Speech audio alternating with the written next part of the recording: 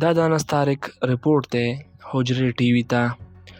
ریسنټ څه کوم د سټیټ ډپارټمنټ پریس بریفینګ و په هغه کې د فرنټیر پوسټ صحافي جلیل افریدي دا خبره وکړه چې په پاکستان کې نن سبا سایبر مارشل لا لګېدلی دی.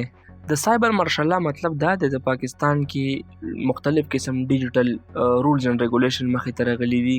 د هغه وجې نه د ګورنمنټ څه کوم اپوزیشن غږونه دي په هغو یو قسم بندیز لګېدلی دی او دې سره سره څه کوم فری ایکسپریشن دی، آنلاین فری ایکسپریشن هغه یو قسم ډیر زیات کم شوی دی. خو په دې اړه څه کوم ترجمان دی د سټیټ ډپارټمنټ میتھیو میلر هغه دا ویل چې هغه ته د سایبر مارشل په باره کې څه خاص علم نشته.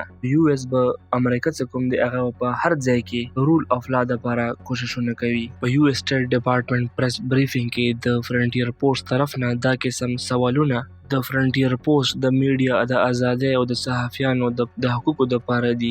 دا د انس طارق رپورټ حجرې ټي وي ته د خدای په امان.